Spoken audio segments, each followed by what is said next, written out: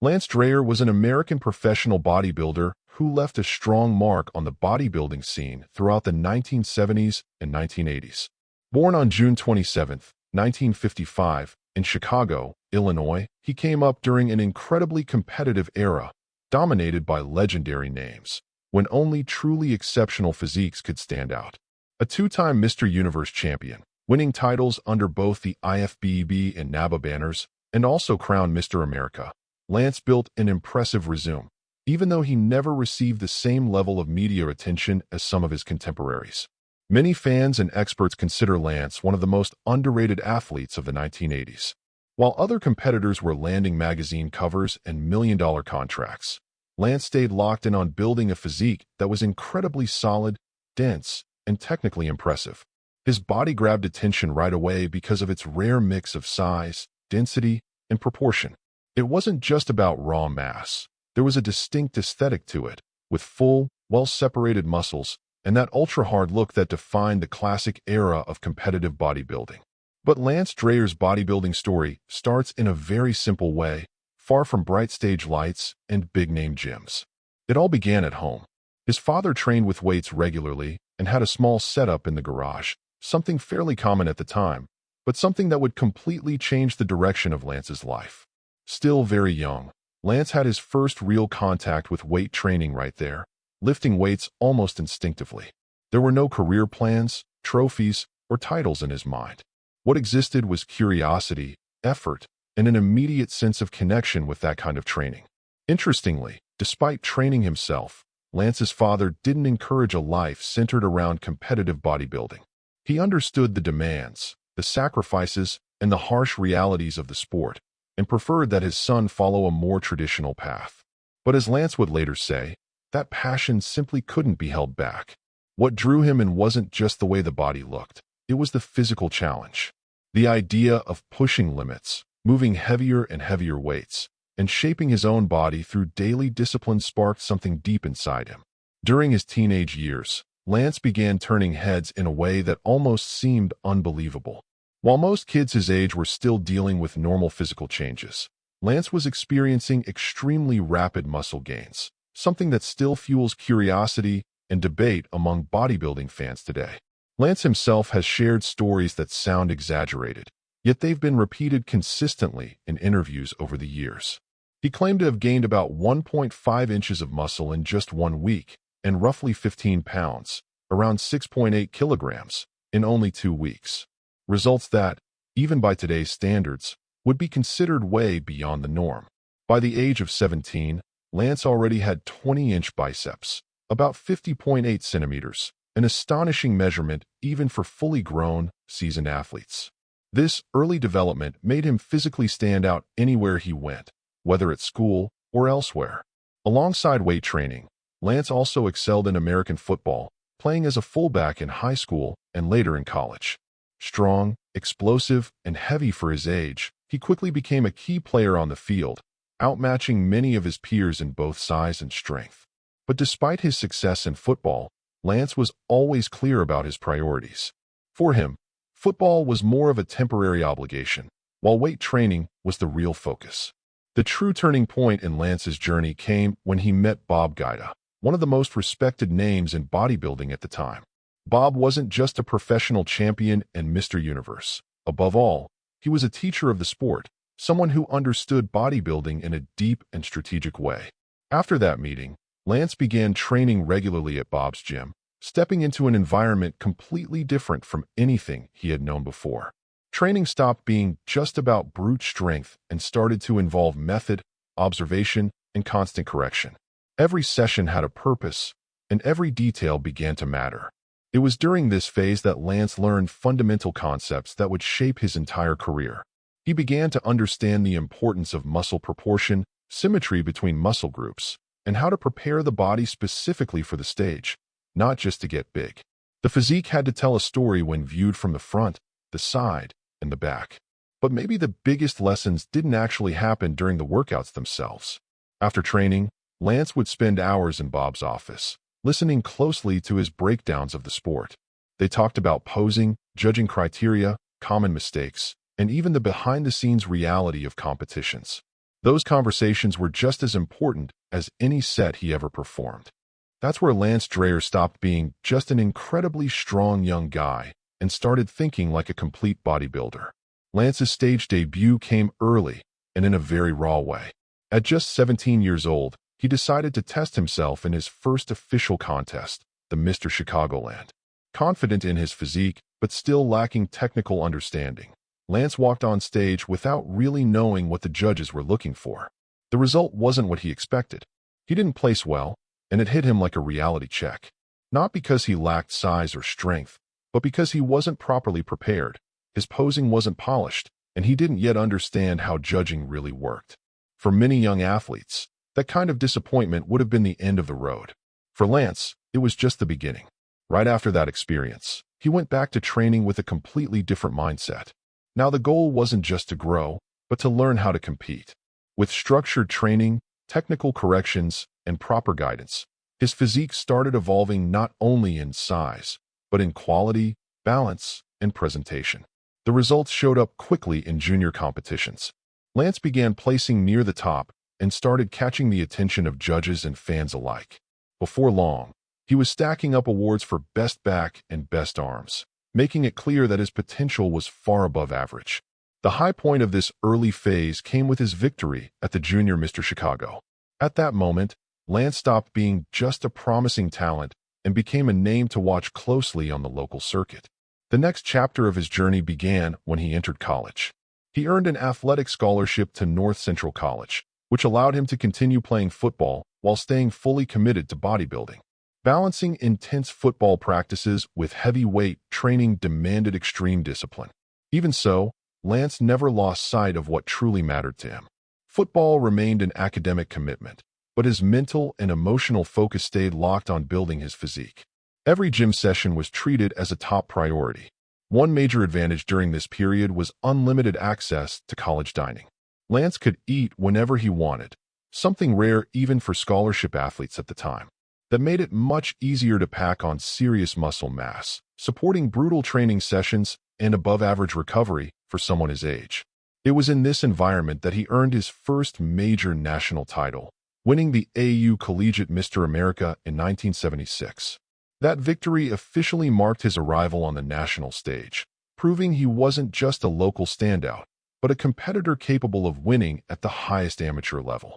Lance Dreher's amateur career was defined by steady progression and increasingly impressive results on the AAU circuit. With each competition, it became clearer that this young athlete wasn't just taking part. He was preparing for something much bigger. His physique gained maturity, density, and a stage presence that was already starting to turn heads beyond the United States. Everything came together in a year that would change his career forever, 1981. That was the moment Lance fully transitioned from being a top amateur name to standing among the best in the world. That same year, Lance captured the AAU Mr. America title in the heavyweight division, one of the most respected honors in amateur bodybuilding. That win didn't just confirm his physical superiority. It proved he could perform under pressure, going head-to-head with seasoned, physically dominant competitors. Right after that came his international breakthrough at the IFBB World Amateur Championships, held in Cairo, Egypt. Lance won both the heavyweight division and the overall title, beating competitors from all over the world. For many people, that was the moment his name became impossible to ignore on the global bodybuilding scene. Capping off that incredible run, Lance also claimed the IFBB Mr. Universe title, officially locking in 1981 as the most dominant year of his amateur career. Those victories opened the doors straight to the biggest stage in professional bodybuilding, the Mr. Olympia. And speaking of the Mr. Olympia, did you know this channel has a full playlist breaking down the history of every single year? Make sure to check that out. After his dominant 1981 season, Lance finally stepped onto the most important stage in bodybuilding history, the Mr. Olympia. He competed in the 1982 and 1983 editions, carrying huge expectations, both from the fans and from himself. After all, he was coming off major titles and a meteoric rise on the international scene. However, the results didn't match what Lance believed he deserved. In both appearances, he finished in 15th place, something that left him deeply frustrated. In his view, his physique had the density, proportion, and overall quality to place much higher. That feeling of injustice started to bother him far beyond the final rankings. Over time, Lance began to realize that the issue wasn't just physical or competitive, it was political.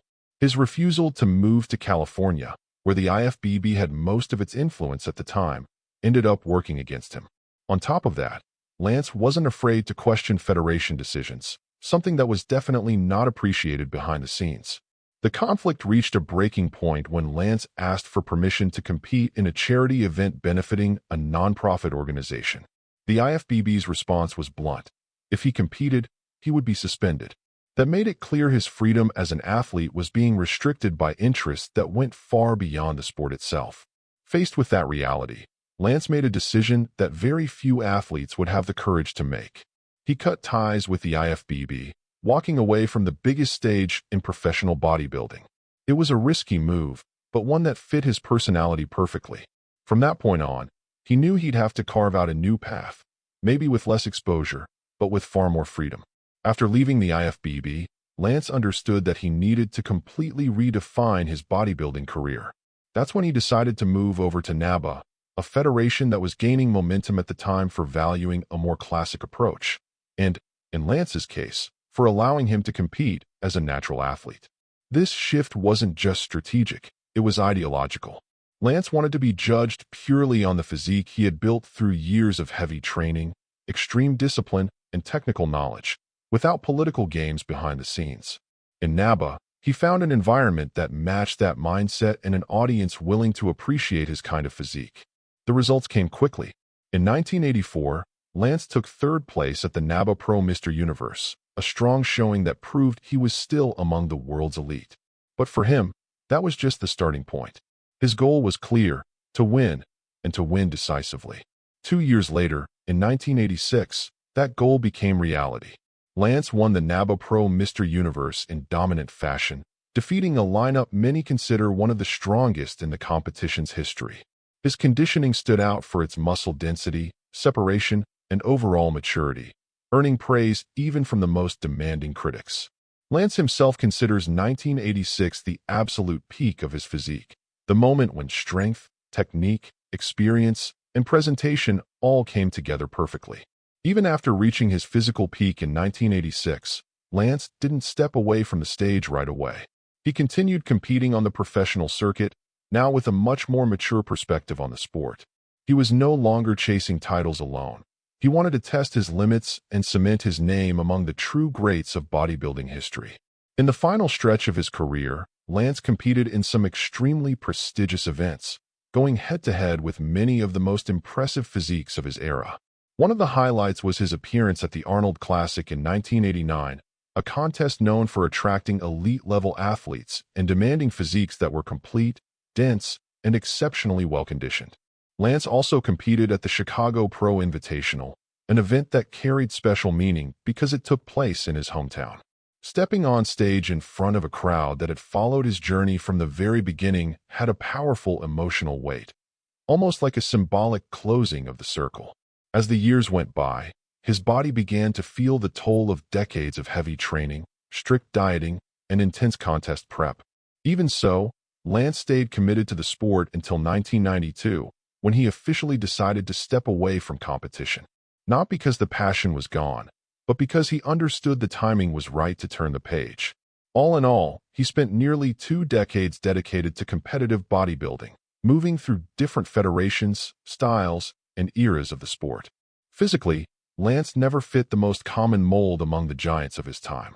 Standing 5 feet 8 inches tall, about 1.73 meters, he proved that extreme height wasn't necessary to dominate the stage. In fact, his more compact frame helped create the visual impression of even greater muscle density.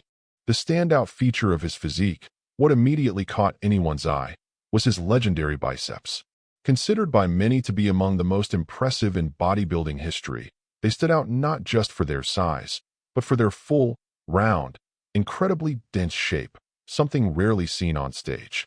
Beyond the biceps, Lance's arms as a whole were absurdly complete. His highly developed brachialis gave his arms that popped look even at rest, creating depth and separation that amazed judges, photographers, and fans alike. It was the kind of physique that looked heavy, solid, and almost carved from stone. His overall body was also defined by density. It wasn't just big, it was compact, hard, and visually powerful. Every pose communicated real strength, instantly connecting with the audience and perfectly matching the classic bodybuilding aesthetic of the 1970s and 1980s. It's no surprise that Lance was widely praised by photographers, major bodybuilding magazines, and fans, appearing frequently in important publications of the era. Beyond his titles and striking physique, Lance left a lasting mark on bodybuilding through his technical contributions, especially when it came to arm training. Unlike many athletes who simply followed standard routines, Lance was a careful observer of his own body, constantly searching for more efficient ways to stimulate muscle growth. That analytical mindset led to the creation of the famous Dreher curl, an exercise that would become a reference over the years. The technique uses an asymmetrical grip on the dumbbell, positioning the hand strategically to emphasize the long head of the biceps. The goal wasn't just to move weight, but to direct the effort precisely where he wanted more size and shape. Another defining element of Lance's training philosophy was his emphasis on heavy weights and low reps, sometimes going as low as sets of just 4 reps. For him, intense mechanical stress was essential for building real muscle density, especially when combined with precise execution and total control of the movement. One of the most remarkable aspects of Lance's journey is that bodybuilding was never just a phase of his youth. Even at 70 years old, he was still training hard, consistently, and with discipline, showing that, for him, lifting was always a lifestyle, not a temporary obligation. What's even more impressive is that this consistency didn't mean light or symbolic workouts. Lance was still performing dumbbell bench presses with 100-pound dumbbells, about 45 kilograms in each hand, numbers that would be impressive even for athletes decades younger. His routine stayed solid, with training sessions 5 days a week, always listening to his body, but never giving up intensity. Lance believed that the secret to longevity wasn't stopping training, but learning how to adapt your workouts to each new phase of life. After undergoing knee surgeries, he made important adjustments to his routine, avoiding certain movements and modifying exercises whenever necessary. From a very young age, Lance treated nutrition as a fundamental part of his physical development. To him, training hard without eating properly simply didn't make sense. That's why his diet was always high in protein, focused on supporting muscle growth, recovery, and long-term strength. During his college years, Lance found what was almost a perfect setup for gaining mass. With unrestricted access to the campus dining hall, he took full advantage of being able to eat large amounts whenever needed. Meat, vegetables, and full meals were part of his daily routine, directly contributing to his gains in size and muscle density. That period also marked Lance's first contact with the early, primitive supplements of past decades. Unlike what we have today, those products were basic, tasted terrible, and often had questionable quality. Later in life, after being diagnosed with valley fever, a serious condition that affected his health, Lance had to adjust his diet once again. That's when he adopted a low-carb approach, cutting back on carbohydrates while keeping protein intake high, focusing on quality sources like fish and lean meats.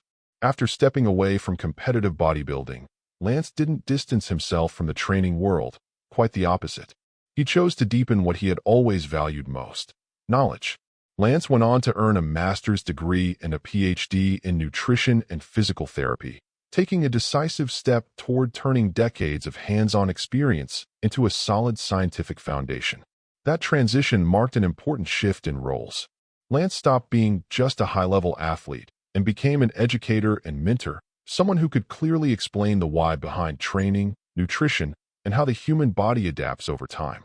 As a certified coach, Lance began working directly with groups that are often overlooked in the fitness world. He devoted special attention to people over 50, fully understanding the limitations, fears, and specific needs that come with that stage of life.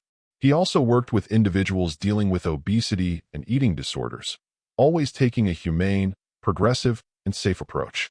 From that experience, his method of short, highly personalized, and carefully controlled training sessions was born, designed to deliver real results without putting health at risk.